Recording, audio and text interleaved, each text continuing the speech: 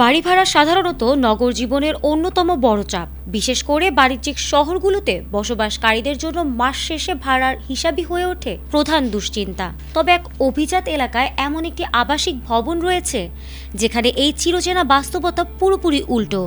সেখানে ভাড়া দিতে হয় না, বরং নিয়মিত নাকি অর্থ পান বাসিন্দারা। অবিশ্বাস্য মনে হলেও এটাই সত্যি। এমন ঘটনাও যে বাস্তবে ঘটে তা হয়তো অনেকের কল্পনারও বাইরে। যেখানে বড় শহরের বাসিন্দারা মাস শেষে বাড়ি ভাড়া মেটাতে হিমশিম খান, সেখানে এমন একটি আবাসিক ভবন রয়েছে যেখানে ভাড়াই দিতে হয় না, বরং উল্টোভাবে নিয়মিত অর্থ পান সেখানের বসবাসকারীরা। এমনই একটি আবাসিক ভবন সম্প্রতি এই অদ্ভুত ব্যবস্থার কারণে আলোচনায় এসেছে, যা নিয়ে সৃষ্টি হয়েছে জনমনে ব্যাপক কৌতূহল। ভবনটি ভারতের মুম্বাইয়ের নরিমান পয়েন্ট এলাকায় অবস্থিত।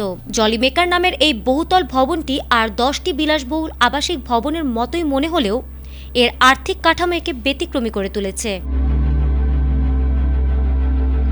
জানা গেছে, ভবনটি 1970-এর দশকের নির্মাণের সময় ক্রেতাদের জন্য একটি ভিন্নধর্মী শর্ত রাখা হয়েছিল। ফ্ল্যাট কেনার পাশাপাশি তাদের পাশেই নির্মিত একটি বাণিজ্যিক ভবনে অতিরিক্ত বিনিয়োগ করতে হবে। সে সময় বিষয়টি ঝুঁকিপূর্ণ মনে হলেও দীর্ঘমেয়াদে সেই সিদ্ধান্তই লাভের পথ খুলে দিয়েছে।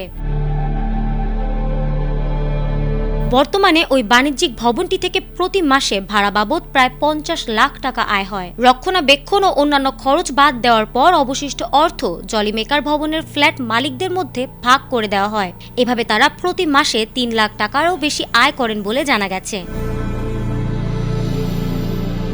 ফলে বাসিন্দাদের ভাড়া দেওয়ার প্রয়োজন পড়ে না, বরং তারা নিয়মিত লভ্যাংশ পান। নগর আবাসনের প্রচলিত ধারণার বাইরে গিয়ে এই ব্যবস্থা এখন বিশেষজ্ঞদের কাছেও দীর্ঘমেয়াদী বিনিয়োগ পরিকল্পনার এক সফল উদাহরণ হিসেবে বিবেচিত হচ্ছে।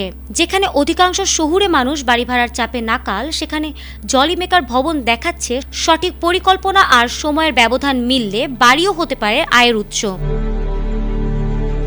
ফারহানা হক, এটিএন বাংলা।